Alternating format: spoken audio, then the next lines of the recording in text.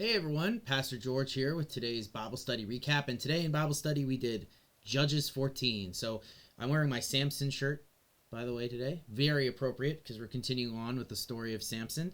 And in this story today we have kind of the first mention of like what Samson does during his life. Remember last week it was mostly about like before he was born and the Nazirite vow that he was going to have to take for his whole life. So Samson this week this is where we actually start to get into his story and like him as being the main character. So you'll remember that last week the very last thing that happened is the Spirit of the Lord came upon Samson and he went to Timnah. Now the interesting thing about Samson, and Samson's like a great case study in how the Lord uses even our sinful desires to do something good, right? Like, and that doesn't mean that the sin is validated. What it means is he's able to take something that's bad and use it for ultimately for good. So one of the things that's really important, right, is Samson has the Spirit of the Lord come upon him. He goes to Timnah. Now, what's motivating him to go to Timnah? Well, he goes there and he sees a daughter of the Philistines and he wants to marry her. Now, of course, if you know Old Testament law, if you know God's commands, one of the things that God really cares about is not marrying outside of the faith, right? And this means the people of Israel. Now, this doesn't mean that you can't marry other people who from other ethnicities. That's not really God's concern. What God's concern is you don't marry someone else who worships different gods than you do. Right, but this doesn't concern Samson at all, and it's really interesting because he's supposed to be this great leader, right? Like a judge, like a Nazirite, right?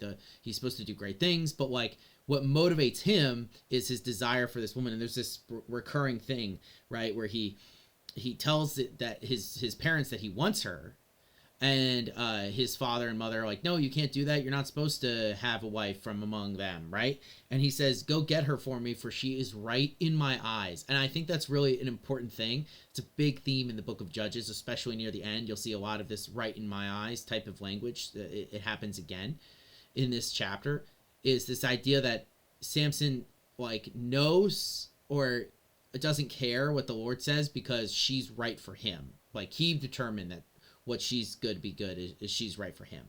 So I really think that's an important thing to think about, especially in today's culture and context, where a lot of what we determine is good is whatever we think is personally right or whatever fulfills us, even if it might be something that's bad. So I really think that that's an interesting parallel between Samson and today. But you'll notice that the Spirit of the Lord has come upon him and he's not acting the way he should, right? He's being carried away by this type of thing.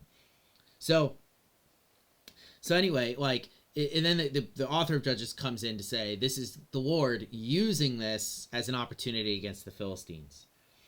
So they go back to Timnah to arrange this marriage. A lion attacks Samson. He rips it in half because the Spirit of the Lord comes down upon him. I find this really interesting because like we usually associate Samson with having a natural superhuman like strength.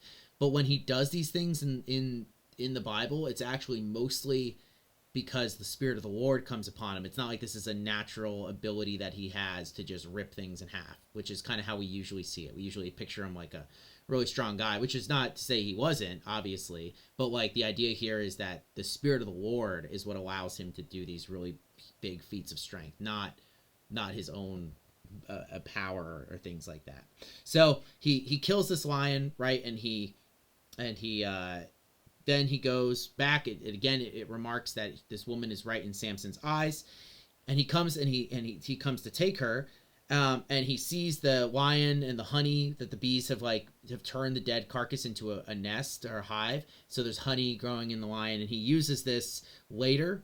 He touches the body, which a lot of people consider to be a breaking of his Nazirite vows. This is a commentator thing.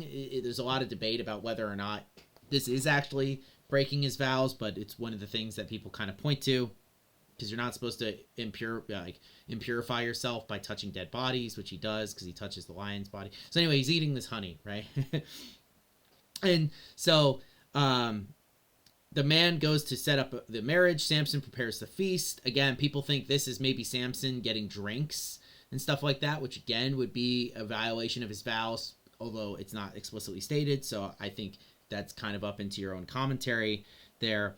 And as soon as they see him, right, um, Samson does this thing, which is usually a kind of a common way of passing time or entertaining yourself in the ancient world, which is telling riddles. Although I think it's kind of bad, right? But he's basically using this as a way to get money from them, right? He wants to get the linen garments from them.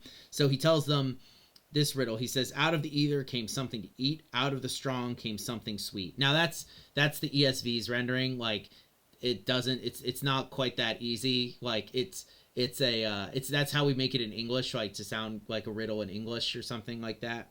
And they're trying to guess what he's talking about, which is like unfair. Like this isn't a very good riddle, but like riddles were attached to having some sort of divine knowledge and things like that. For instance, Daniel has the ability to explain riddles. Like that's one of the things that in the book of Daniel is said about him.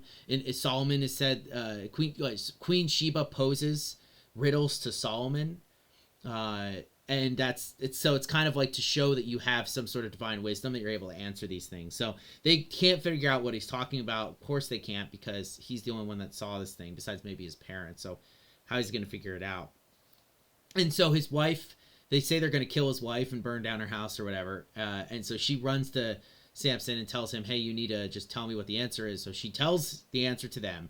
They answer it, and Samson gets upset with her, says that you plowed with my heifer, right? If you had not plowed with my heifer, you would have not found out the riddle.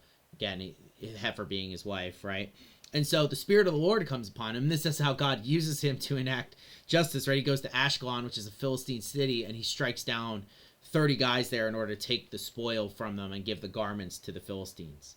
And so he goes back to to his father's house, and Samson's wife is then given to his companion, right? And we're gonna see that it wasn't him. Samson didn't like push her aside. His father took her and gave her to someone else, because this is like an embarrassing thing for his son to do, right? Because he's upset and things like that. And so Samson, in this chapter, you can see kind of the life and career that he's building up here. It's not looking great so far. So that's what we talked about today, and we'll keep going in the Samson story next week. So I hope all of you have a wonderful rest of your Wednesday, and peace out.